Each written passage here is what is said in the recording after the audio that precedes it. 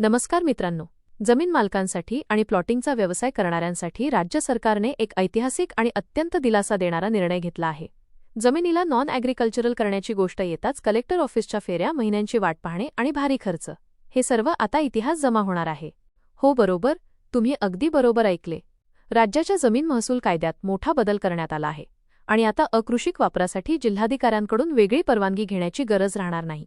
तर अखेर हा नियम काय आहे, नॉन ॲग्रिकल्चरल ऑर्डर आता कशी मिळेल आणि जुन्या टॅक्सचे काय होणार, हे सर्व आज आपण सोप्या भाषेत समजून घेणार आहोत।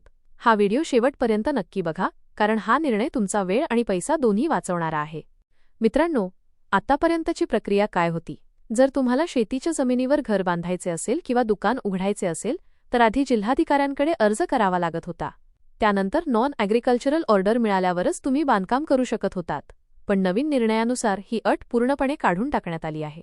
आता स्थानिक प्राधिकरण म्हणजेच महानगरपालिका, नगरपालिकासारख्या प्राधिकरणांकडून जर तुमचा इमारतीचा नकाशा मंजूर झाला तर त्यालाच नॉन ॲग्रिकल्चरल मंजुरी मानले जाईल। म्हणजेच प्लॅन पास झाला तर नॉन ॲग्रिकल्चरल झाले असे समजायला काही हरकत नाही। वेगळी फाईल लावण्याची गरज राहणार नाही। मित्रांनो, आर्थिक दृष्टीने पाहिले तर हा निर्णय खूपच महत्त्वाचा आहे। आधी काय व्हायचे? जमिनीला अकृषिक केल्यानंतर दरवर्षी नॉन ॲग्रिकल्चरल टॅक्स भरावा लागत होता। जर विसरलात तर दंड लागत होता। पण आता सरकारने अकृषिक कर वसुलीची व्यवस्था पूर्णपणे संपवली आहे। या बदल्यात आता जमीन मालकांना फक्त एकदाच रूपांतरण अधिमूल्य द्यावे लागेल। हे प्रीमियम एकदा भरले की विषय संपला। त्यानंतर ती जमीन कायदेशीररित्या अकृषिक घोषित होईल।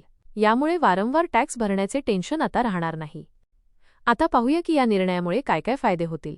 जिल्हाधिकारी कार्यालयात महिनोन्महिने अडकून राहणाऱ्या फाईल्स आता बंद होतील। प्रक्रिया खूप वेगवान होईल, ज्यामुळे वेळेची बचत होईल। दुसरा फायदा हा आहे की नॉन ॲग्रिकल्चरल ऑर्डर घेण्यासाठी जी टेबल खालून देवाणघेवाण होत होती ती आता पूर्णपणे बंद होईल। प्रक्रिया पारदर्शक होईल आणि भ्रष्टाचारावर आळा बसेल।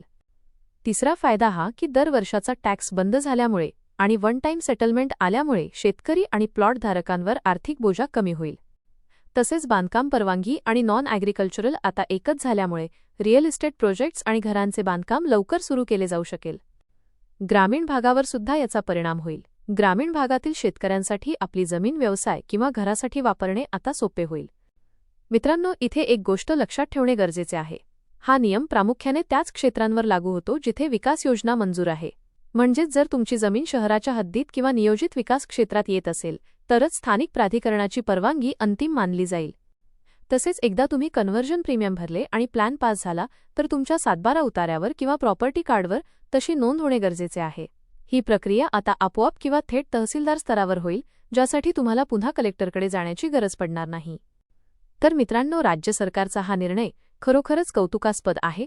भ्रष्टाचार कमी करून सामान्य लोकांना दिलासा देणारा हा निर्णय आहे। तुम्हाला काय वाटते? या निर्णयामुळे जमिनीचे व्यवहार वाढतील का आणि सामान्य जनतेला याचा फायदा होईल का? खाली कमेंट करून नक्की सांगा।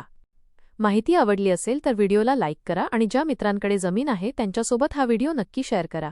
या व्हिडिओच्या खाली डिस्क्रिप्शन बॉक्समध्ये मी माझ्या व्हॉट्सॲप ग्रुपची लिंक दिली आहे। त्या लिंकवर क्लिक करून तुम्ही ग्रुप जॉईन करा। भेटूया पुढच्या व्हिडिओमध्ये। तोपर्यंत जय हिंद, जय महाराष्ट्र।